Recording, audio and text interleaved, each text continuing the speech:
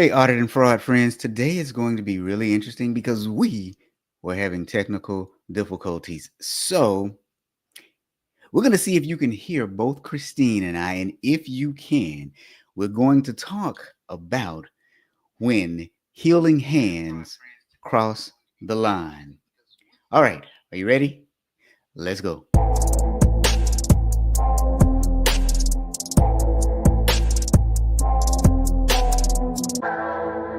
Welcome to the Friday Fraudster podcast. Join them as they discuss sad, funny, and sometimes disturbing fraud stories. Be sure to catch past episodes on your favorite podcasting platform or go to www.fridayfraudster.com.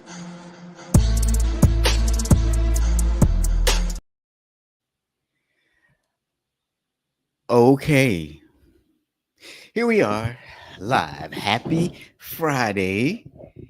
And Christine is in the chat already saying, can anyone hear Rob? Because we've been trying to test it out, and for some reason, she can't hear me. So, Thomas, I see you here. If you can hear me, man, put a I can hear you in the chat or throw up some sort of an emoji because I'm guessing for once it's not me.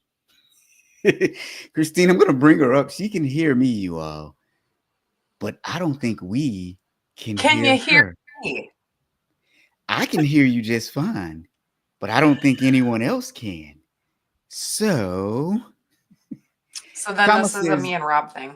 So Thomas says, yep, I sound fine. Now, Thomas, can you hear Christine? That is the question that I have now.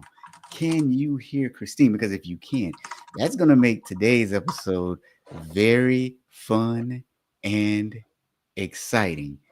And Christine says she's going to drop because, well, she can't hear anything. But Thomas said, my video looks bad. Oh, never mind. That's my normal look. This is, you know what? This is my radio face. This is my, now, yeah, Thomas, okay. This is great. So Thomas says he can hear us both, which is good. The problem is, oh, wait a minute. The problem is Christine can't hear us. So that's the problem. I'm back. Now I can. Okay, so what happened? What magic button did you push? Apparently my output device switched on me. Worked all day. I've had meetings. It's okay. We're good now. So this time it wasn't me and my man, Clarence. I hadn't seen you in a while, man. I hope you are doing well. I really hope you are doing well. Okay, so with all of that out of the way and our technical difficulties, and it only happens every once in a while, so, you know, our track record is pretty good. But with that out of the way, Christine, yeah, let me ask you. Well, never mind. You all know that I start each episode with a kind of crazy question that ends up tying into the story. And I was trying to come up with something for today, and I completely forgot what I had come up with. But here's my question for you. Have you ever gone into surgery and been billed for a procedure that you didn't get? Or did you like get the wrong procedure, like where they were supposed to cut off the left arm and they cut off the right one?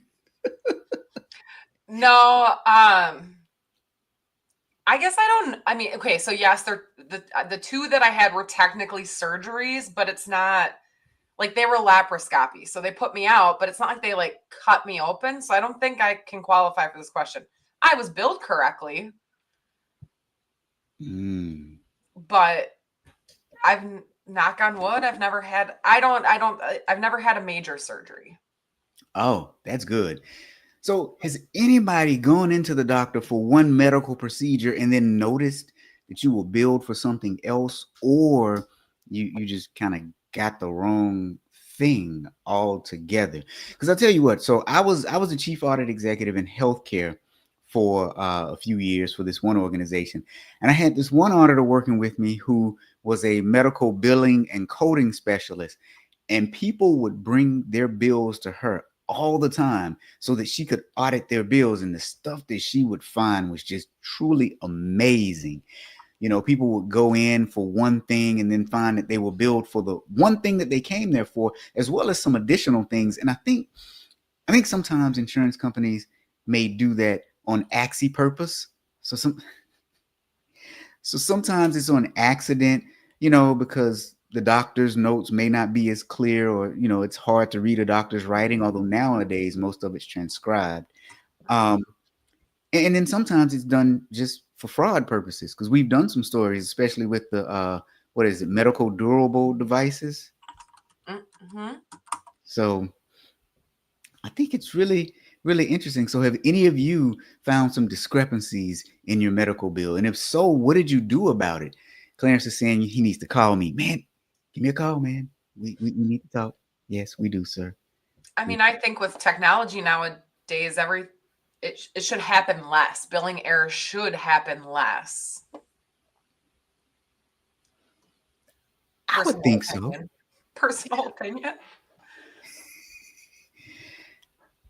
I would think that they should happen less too, right? I mean, you know. So what happens when you go into to get a minor procedure done? Could you actually ever confuse like a really minor procedure with some sort of major surgery, or are there huge differences between the two where you should have red flags going off in your head? Well, I think the amount that they're charging your insurance company would be your first thing. So even if you come out of pocket the same, right? I would sit there and assume, hey, I had a non-surgical procedure. If you're hitting of tens of thousands of dollars, I mean, even if it was like, yeah, I got an x-ray. Well, my x-ray shouldn't cost 20 grand. Ooh. So I guess that would make me kind of go. And if you don't want to call the doctor's office, call the insurance company. They'll tell you exactly what the procedure is. Yeah. It's pretty interesting. So I'll tell you what, during COVID, while everybody else was sitting at home, hunkering down and okay because they had health insurance, I did not have health insurance during COVID. Oof. Yeah. So I was very afraid. I was very, very afraid. So I stayed in. I did not go anywhere. I didn't see anyone, at least for the first 9 months or so. And other people were glad that they didn't have to see me either. But um, I did not have health insurance, and I had gotten sick. It wasn't COVID, but I had to go to the hospital with no health insurance. But that's a whole nother story altogether. But I made sure I wore a mask, disinfected myself, because I was afraid, because all of us were afraid back then. We didn't understand whether the virus was significant or insignificant at that point. Um, Now, fast forward in 2022, I believe it was, I had finally gotten to a point where I could get health insurance, Mm-hmm. and I got really sick, and I went to the doctor, and they said it was COVID. It was either 2022 or 2023, and I'm thinking, wait, this thing is still around?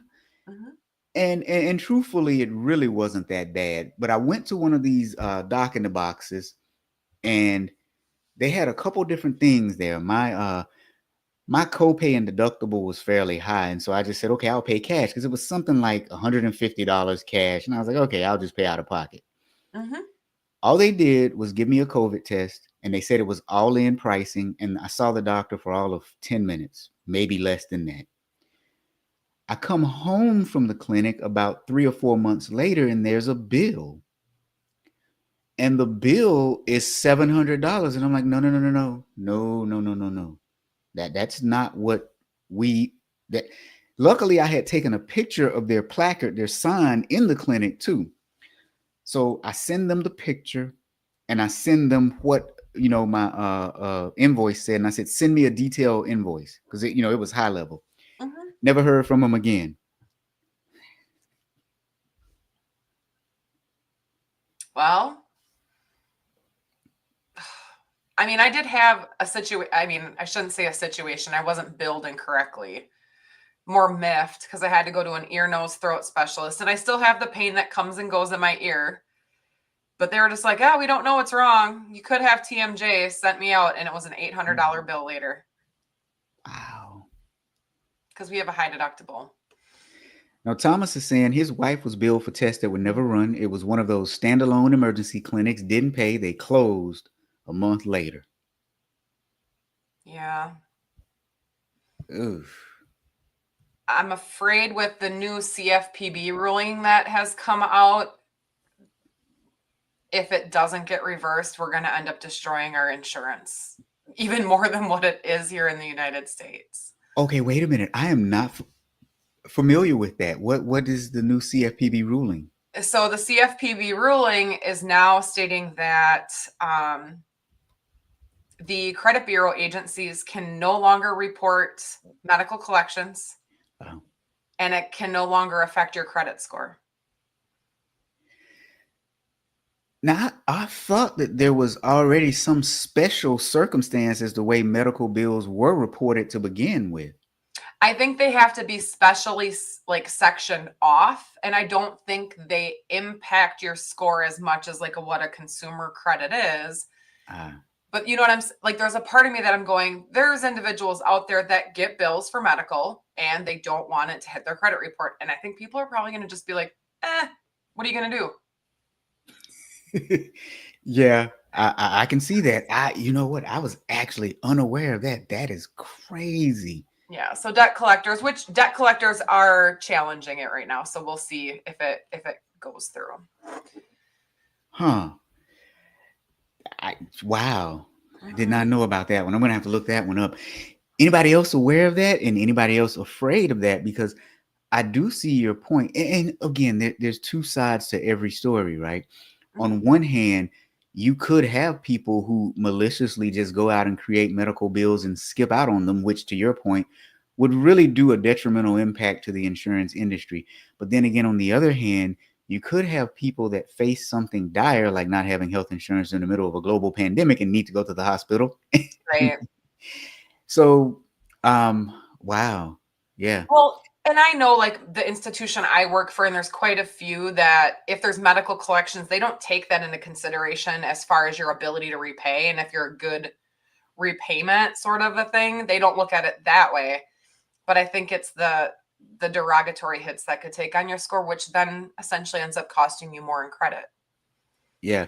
Well, and I think what's really interesting too is, and a lot of people are unaware that most hospitals, especially if they, for lack of a better term, receive Medicare, Medicaid, or indigent care facilities, they have funds set up for those who are in need, and you have to ask for, I forgot the specific position that it usually is in the hospital, but you can ask for the person that deals with those types of accounts specifically, and they'll have money set aside to actually write off part or even all of your medical debt. But a lot of times we don't know that that resource is available and that it exists. And so we forget about it, or we don't take advantage of it. Let's say that. And I mean, take advantage in a good way. Mm-hmm.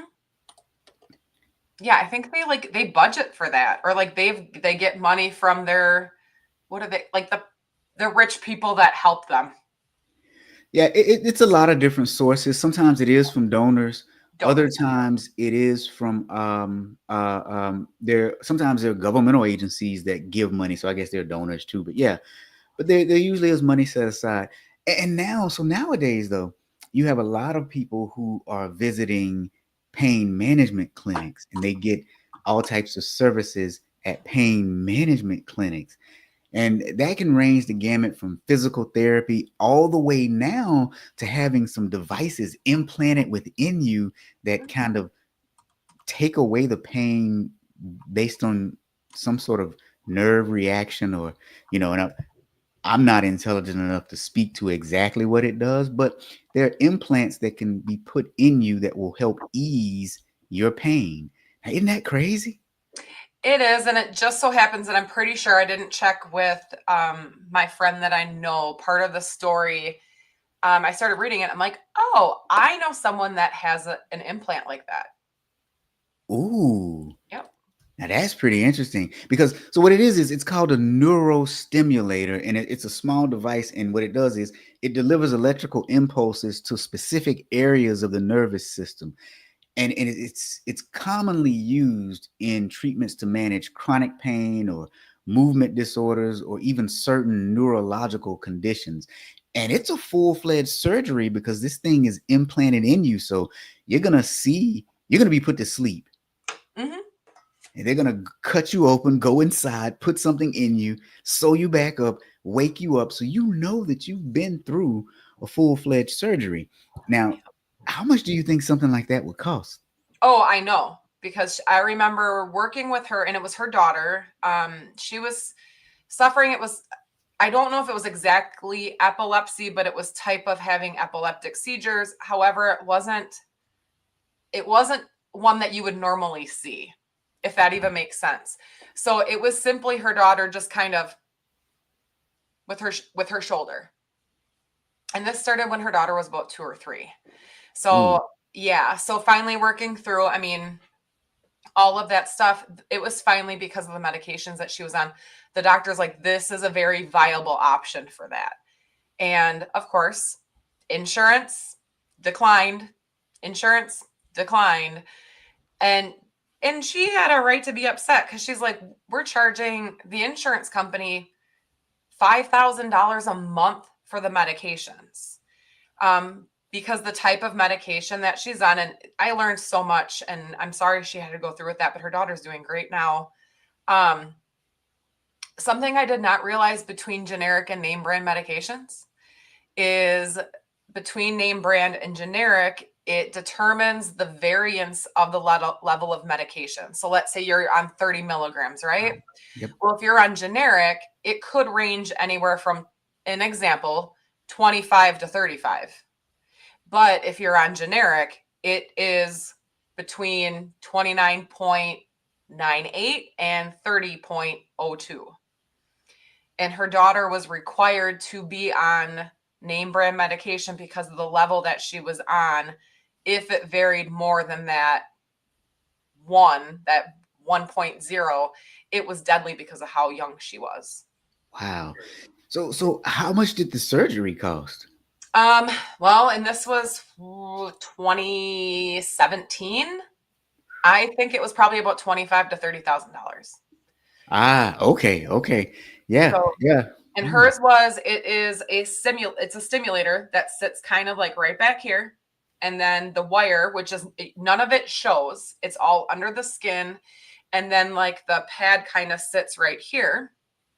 And it just constantly, it essentially does those electrical currents that does it. So what happens is it recognizes when a potential seizure is about to come on, and it sends an electrical impulse and prevents it from occurring in her brain. And it actually comes with a very high powered magnet. And as she got older, if she felt like a stronger seizure was coming on, she'd take the magnet, she swipes it over the top of it, and it does a stronger electrical impulse to prevent it from occurring. Wow. Now Crazy, that is right? interesting. Right. And then it is something that I think it was every 10 to 15 years, she would be required to go under surgery again and get an updated version. So, of course, Sure. the most recent one that she had to have, the nice part about it was now it's smaller. So it's not a big clunky piece that's sitting here. It's a lot smaller. And if she watches this, I don't know, I will never forget. So they named it, her daughter named it Fred. But she's doing great things. She's exceeding way past than what she thought. She's graduated high school and stuff. So it's crazy what technology can do. But yeah, so I mean, it's a lot of money. But if it can change somebody's life like that, like I'm sitting here going, yeah, why don't we do those more instead of putting people on certain medications? Yeah. So that particular procedure costs tens of thousands of dollars. And depending on the severity, it could cost over $100,000. But normally it's tens of thousands of dollars, depending on the device type, the hospital fees, the surgeon, the post-operative care, and things like that. But did you know that there is another procedure?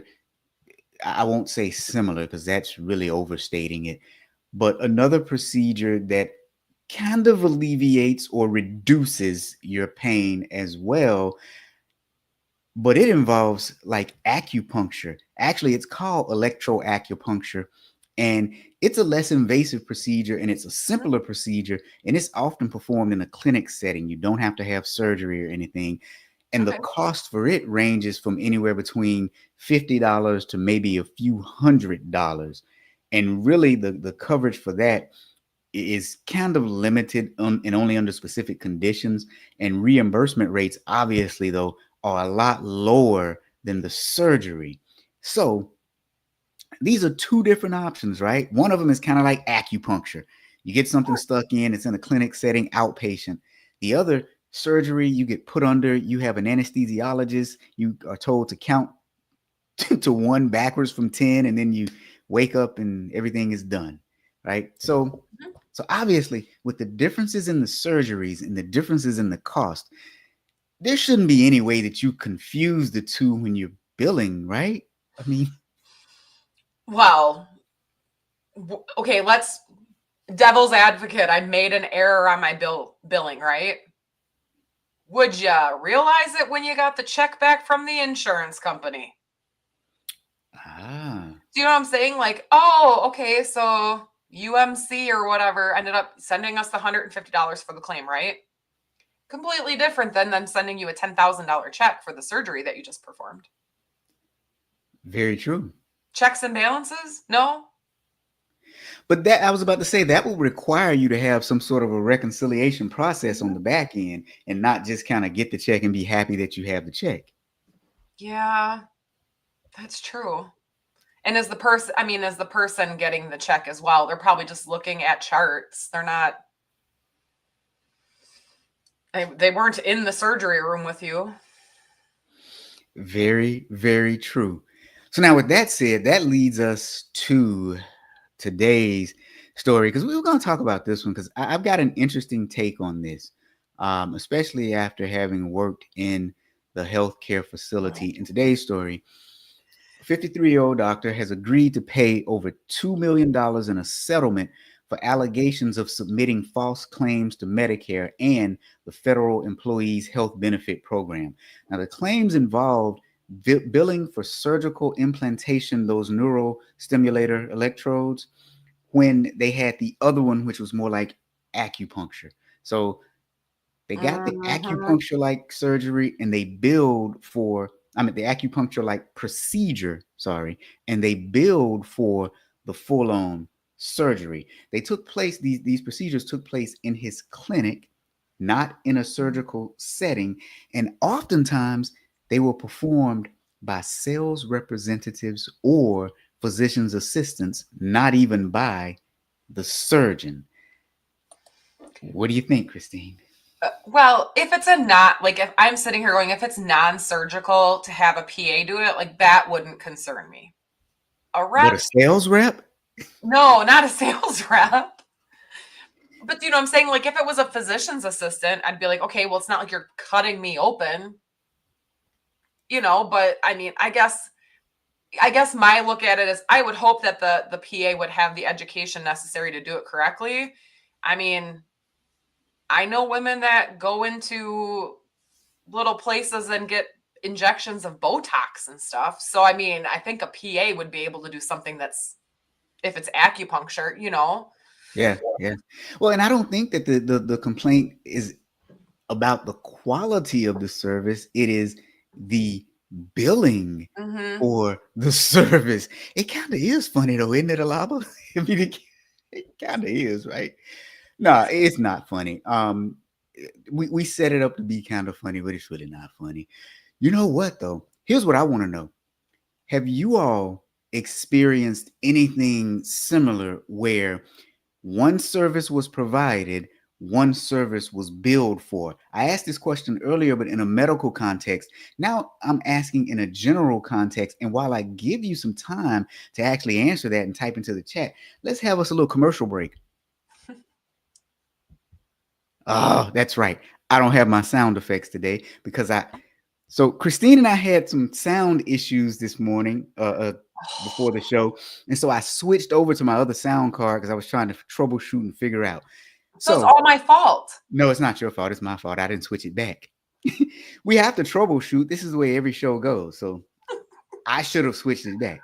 But we're still going to take a commercial break. Here's what I want to talk to you guys about. Listen, Audit Leverage is the new AI platform for internal auditors. It helps us plan smarter, analyze deeper, and communicate better with our audit clients. Now, today, what I'm going to do is show you a video of one of the tools within our planning module in the Audit Leverage software. So let's assume that you just want a risk matrix. You know how hard those are to come by. And let's assume that you work in financial services and you want a risk matrix for your mortgage servicing process. Let me show you how easy that is. So let's take a look at Audit Leverage really quickly. Suppose you wanted to get a risk matrix for an area. You would go to our risk matrix model and you would simply type in the industry you work in. So in this case, financial services, and what you're looking for, which would be mortgage servicing in this instance. And with the click of a button, you have a risk and control matrix with your audit testing. This is just one powerful function within Audit Leverage. If you look to the side, you'll see that there are several other modules, approximately 14 or 15. So, Audit Leverage, helping you leverage AI to maximize your audit career. So listen, here's what I want you to do. Christine just dropped off. I don't know what happened. Here's what I want you to do, though. If you really like this software, you think you might be interested in it, a few things. Go to auditleverage.net, sign up for our mailing list. That's the first thing you do. Second thing is, well, we're probably going to have a few webinars coming up soon on this software, but you need to get in right now because this thing is awesome. And I'm not just saying that because I built it. It's awesome because auditors need to leverage AI to work faster, smarter, and better. So now, back to the story for today. As I've lost my partner, back to the story for today. So the gentleman was charged with false billing. False claims is what it's called here in the U.S. when you make false medical bills. And they are alleging that many of these procedures were the acupuncture-like procedures, not the surgeries, and that they were performed in some of his clinics. And they're saying that he billed for surgeries when they were performed by non-doctors in the clinics. He agreed to settle for over $2 million. And I will say now, I said I was going to take an interesting slant on this, but what the press release said from the Justice Department said a neurosurgeon should know when he is and is not performing a surgery. Even though neurosurgeons, according to one study, are the highest paid physician specialty in the United States, he allegedly submitted false claims in an effort to further enrich himself. To maintain the trust of the public in our federal healthcare system, it is imperative that medical professionals, such as neurosurgeons, bill accurately for the services provided. Otherwise, his office may have to get involved and seek to hold accountable anyone who violates that trust. Now, that was from the Department of Justice. So here's where I want to go with it. Because I've worked in a healthcare setting before, and I can tell you, the processes on the back end, looking at the revenue cycle, they are so messed up. What if he didn't know? And here's why I say this. So he was a surgeon performing surgeries, definitely. But also he had these services that were performed at his clinic. Now, what I can tell you is what happens is when a service is performed, typically you go into your electronic medical record system and you detail out what service was performed. It is very difficult to get doctors to follow up and put their notes in appropriately, but the notes are appropriate. The notes are important because that drives the billing. Somebody comes in after that, looks at the doctor's notes and says, this is what code we need to associate with this service. What if because he is the neurosurgeon, the people said, well, we're not going to bother him. We kind of know what service this was. And so we're just going to go ahead and bill it. And they just billed it. And he had no idea. Well, maybe this will tone from the top, right? Maybe this will get some of the doctors to sit there and start opening up. Like, I can understand, because you always see shows with doctors and medical things, and everybody's afraid to talk to the doctor and ask questions. And I can, I would sit here and say, I could understand if it happened every once in a while, but for $2 million, this had to have been excessive. So what was the fail point? Was it his notes that were driving the incorrect billings? Like, and that's what I'm wondering, if with the Southern District of Texas, is that what they determined? Like, they had to have gone through that proof and said, well, we looked at his notes for that. I'm a little disappointed in you, Rob. You had the perfect opportunity for naming this because of that specifically saying, it shouldn't take a brain surgeon, but apparently this one did. You know what? Yep. You're right. I dropped the ball on that. Oh man. Oh, I'm sorry. I had to just call you out on that one. But have you noticed the titles haven't been as sarcastic lately? They've been a little snarky, but not as sarcastic lately. But I did miss a golden opportunity there. Okay. So now let me go back to what I was saying, because I don't want anybody to think that I'm saying he should have gotten off because of this. Oh no. I just wanted to point out how bad processes can cost your company a lot of money. And so as auditors, oftentimes we face situations where, especially when there's something coming out of the C-suite that we need to address, we get nervous. Oh, it's the CEO, it's the CFO, it's some other C-level employee. And in their case, it's the doctor. And so we tiptoe around and we don't bother them. We even do workarounds so that we don't bother them. And then in the end, it actually costs the organization more, because I find it, with this one, I find it difficult to believe that he, even though he's at the top of the chain and it all falls on him, I find it difficult to believe that he set out to defraud them by $2 million. Because as we just saw, neurosurgeons are the highest paid. What I think it probably more so is, and don't get me wrong, I'm not saying that they're not guilty of it, because I really don't know. But what I'm saying is the bad back end processes probably led to this fine. Whereas instead of being malicious, it probably was more so negligence. Even though there's a difference between those two, when it comes to fines and penalties, there is no difference. Well, and it's making me wonder, because he got away with it for like what, a year? It was over a year or whatever. Yeah. I'm guessing that the Federal Employees Health Benefits Program, these companies that are paying for this stuff, like Medicare, Medicaid, whatever, they have to be getting data on how many surgeries are performed, everything else. So if they're all of a sudden seeing a spike where he's doubling or tripling the number of these surgeries that he's doing, that's a flag for them. Like, I just sit here and think to myself, it's not going to take you long before you get found out, because that's data you can't hide. I'll throw another wrinkle into this. So oftentimes when you run a medical practice, you've got two choices on the way that you can bill. You can either hire a medical biller / coder in-house to do all your billing and all your coding and then billing for you, and they do the coding and then hand it off to the billers. Or you can hire a firm that outsources it. Now, if he had it outsourced, oftentimes the outsourced firms will come in very aggressive because they want to show you that you are getting a good bang for your buck with the money that you're spending. Now, I don't know which one happened in this case, but if it was outsourced, then this just stresses the importance of auditing our third-party providers that service our organizations. Mm-hmm. Well, and this is one surgeon. Do you know how many hundreds of thousands of surgeons that we have that are part of these type of programs that I'm just sitting here going, well, We wonder why health insurance costs are up. This is not helping it at all. Yeah.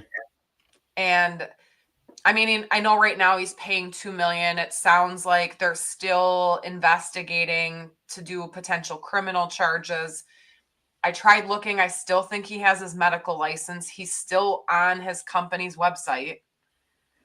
But kind of bringing back, and I'm sorry, I know my computer cut out for a minute. Coming back to what you were initially stating when we first came onto the podcast is, how did none of the consumers that were being billed for these not see that discrepancy in what was coming in? Yeah. So let's be realistic. How many of us actually look at our healthcare bills? The insurance company takes care of it. And it's one of those things, most of us are guilty of it. If it does not directly affect us, we don't worry about it. We pay our insurance premium, and then the insurance company handles whatever happens in the background. And I worked for one organization where they would encourage us, they would send us emails out, I think it was quarterly, encouraging us to go and get our statement of benefits and look at it, because if we were good stewards of our insurance, then our insurance as for an organization as a whole was less, and they would pass that cost back along to us. And that was a really good organization I worked for. They understood how to make people feel valued. It was a really good organization. But they would tell us the importance of looking at your statement of benefits for your insurance. And they would say, if something looks wrong, speak up, because it eventually affects all of us down the road. Well, I think one thing we could change about that, is there a way they can transcribe what's being billed and what shows up on my explanation of benefits? Because unless I go to Google and I'm like, all right, what is my left anterior ligament to the da da da da da da? Like, for all I know, they could have been billing me for a hip X-ray instead of a knee X-ray, and it costs more because of the size of the X-ray. I don't know. Do medical stuff. I do try to look at my explanation of benefits. But like I said, I have a high deductible health insurance plan. So if I don't, it does affect me monetary wise. If I'm getting billed for something that I shouldn't be, it's more coming out of my pocket because they only cover like 30 or 40%. Yeah, tell me about it. Now, that everybody else watching in other countries is like, are you kidding me? And it's like, oh, just wait until you hear what we have to pay every month just to get that nice little flimsy card in our wallet. Yeah. Oh, it is surprising. Now, here's another part of the story that's interesting, and you kind of alluded to some of it. He's had to pay the fine, but there have not been any criminal charges. So now I was cruising on one of the news station's websites, Facebook pages, and somebody was saying he should be charged criminally. How dare them not charge him? That's what makes me think that maybe they discovered something else. Like maybe it was accidental, because again, it only happened, or what they have so far is about a year's worth of activity, and that just seems odd to have popped up. The other thing is, put on my Kelly Paxton hat. What is he going through that maybe requires him to need some money? Because usually, what is there? If there's a divorce, if there's a marriage, a birth of a child, death of a child, is there something like that maybe he needed money? Then maybe it started. But there are no criminal charges right now. They're just a fine. So what happened? And Christine knows something. So I don't think it's a far assumption, but on one of the many social media pages that we have, right? 99.9% sure that this is the person. So it appears, does that cover me if I say that? It appears there is an online Cash Inc. Fame and Fortune game that was being posted that he was playing on a social media site. So could be gambling. This was back in 2018. That's very interesting. So, and I know people are like, well, are you sure it's him? Same company, same college, and he doesn't have a very common name. Yeah. So, yeah. And I think we're safe saying it appears to be. It could be. It appears to be. It is Um, a profile that matches his demographics. Correct. And links directly to his work. Yeah. So it still brings us back to, though, the big lessons for us, though. Anytime there's a function that's collecting revenue, you got to see it all the way through. Hmm. How much did you bill? How much did you receive? Where's that reconciliation? If you have a third party provider that's performing parts of that process, you need to make sure that there's strict oversight of that third party provider, which is why I really think that any internal audit function should determine how their organization makes money, and whatever that primary money making process is, that should be one of the things that you look at, because if it's destroyed, then the whole business is destroyed. And we can do this for any business, right? Let's just take, for example, Facebook. We know that Facebook makes money on ads. If I'm a Facebook auditor, I'm looking at the ad platform. Like, how are we billing people? How are we collecting? Hmm. Um, Same thing with Instagram and some of these others. You look at LinkedIn. Well, it's pretty clear how they make money. Most of it is from our subscription fees and from advertising, right? Or from selling job placements, job postings. So how does that work? How are we billing people for that? How is that reconciled? So you can do this regardless of where you work. With the third party providers, who are we relying on to perform services for us? How do we monitor them to make sure that they're doing the job that we told them to do? Yeah. I mean, there's so many different ways you could look at things. Because I mean, I'm even thinking on this one, is there potential that he had to pay employees to help him cover it up? Because I think at some point, do you think somebody that's in billing and coding is going, well, so and so said he was here doing surgeries, but he wasn't here all day that day. And that's when the PA was doing it. Now, that brings us to another interesting topic of discussion, because I would be curious to know how they found out, how they discovered this, because now when you blow the whistle, whatever they collect, you get a certain percentage. Ooh. And I think it's 20%. Well, maybe the percentages vary. I can't remember what it is, but there was a new law that took effect years ago that when whistleblowers turn in wrongdoers, they get a percentage of whatever is collected. So let's just say if it is 10%, heck, 10% of $2 million is what, $200,000? Is Mm-hmm. that right? Yeah. Yeah. The math is mathing there. So imagine you see your organization doing something wrong, and you stand up, and when you see something, you say something. And once it's all settled up, there's a $2 million verdict, and you get 10%. And again, I'm not sure. SEC, CFTC whistleblower programs, they receive between 10 and 30 of the total monetary sanctions. Wow, that is crazy. Crazy good. Don't get me wrong. I'm not I'm not saying that they shouldn't do it, because I'm of the belief, if you see something, say something, for real. Mhm. Wow. Um, but what was it? Let me look. So, when we were at the fraud retreat, when we were at Amanda Joe's fraud retreat, Cynthia Cooper was, she was a huge whistleblower, right? And it did kind of get me thinking about that. I mean, she did what she needed to do and she did a great job, but she went through hell Yep. after that had happened. So there's a part of me that's going, we might be going like, man, 10 to 30%? Like, that's crazy. But is it worth it?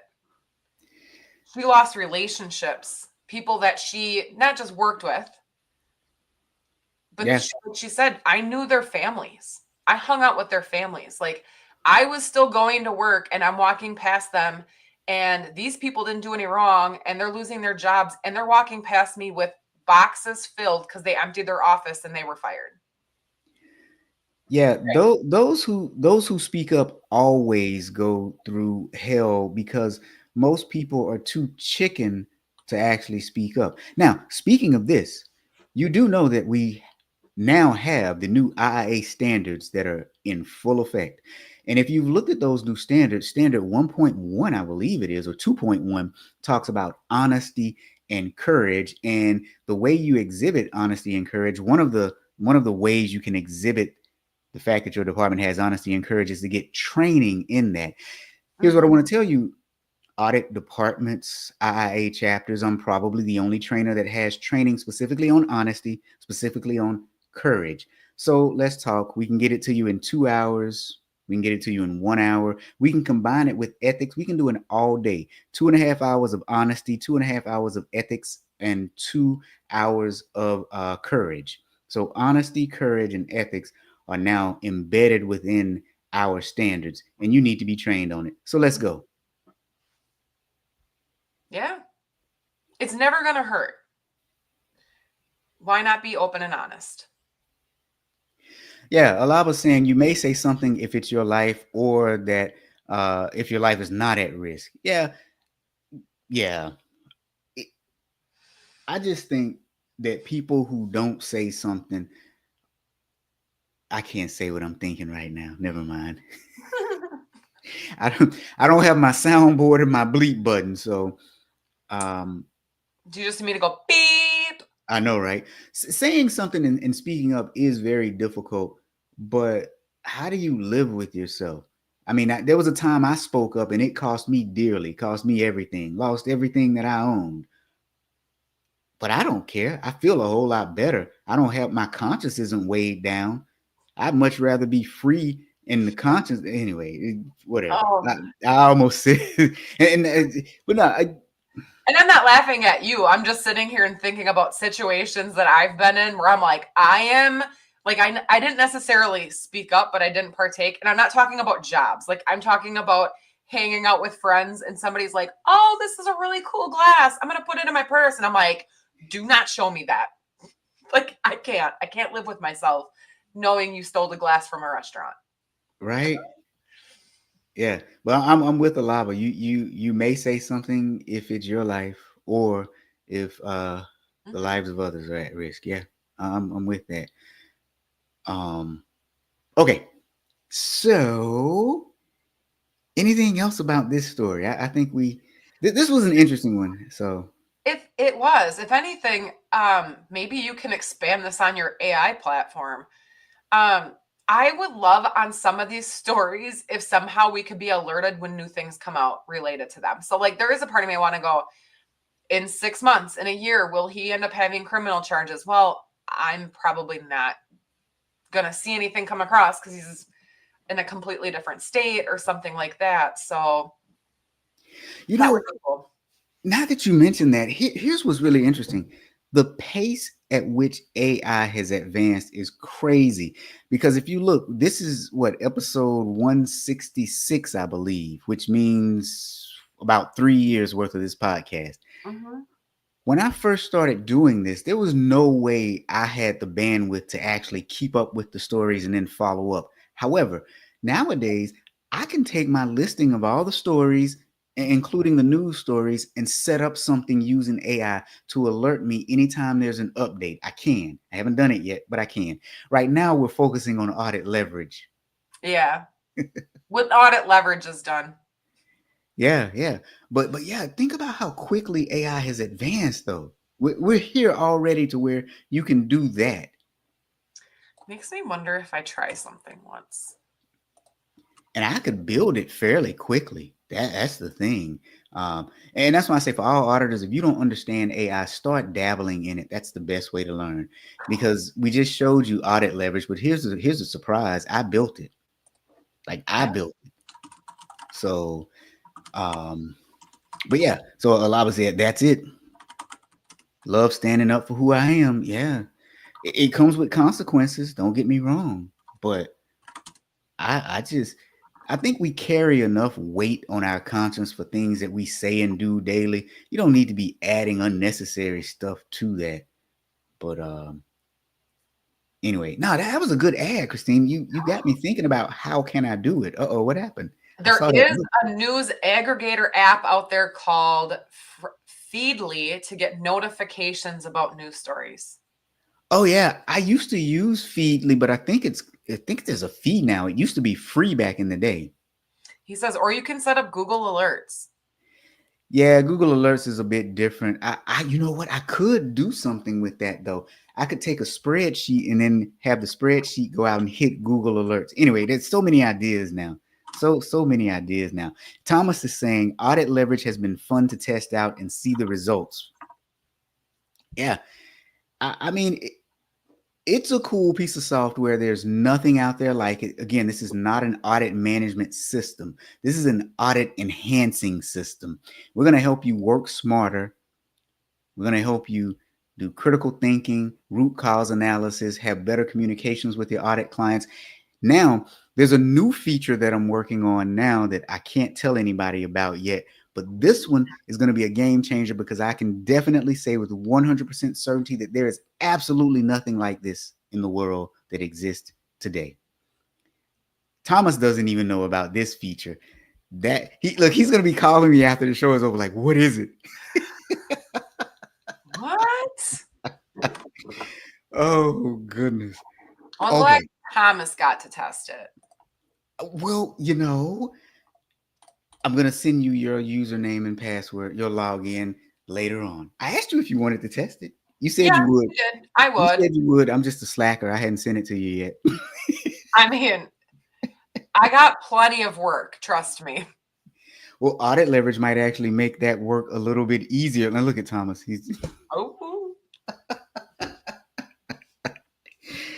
Oh, this is fun. Okay. Let's get serious now. Okay.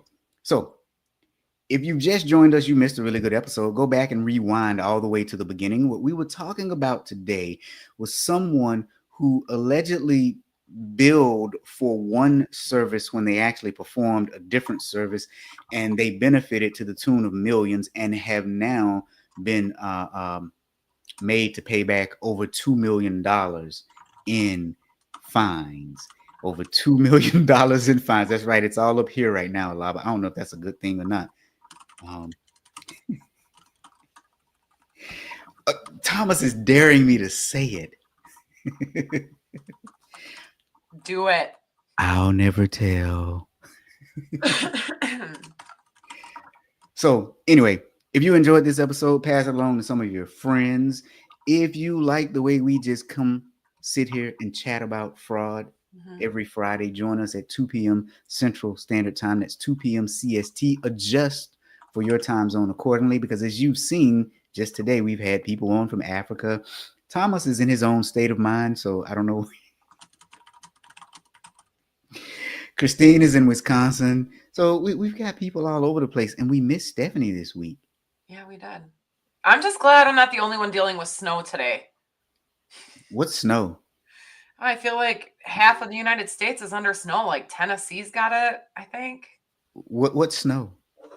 Well, I don't. This cold stuff, the cold white powdery stuff. Never heard of it. Well, I got to go out and shovel. Oh, I'm sorry. It's not much. You got to get a robot to do that. Get some AI. I'm Wisconsin poor. I don't have a snowblower.